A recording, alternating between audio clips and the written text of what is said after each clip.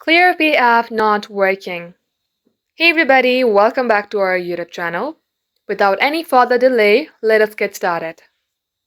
First of all, make sure that your Clearpay application is updated. Head over to your Play Store and search for Clearpay app.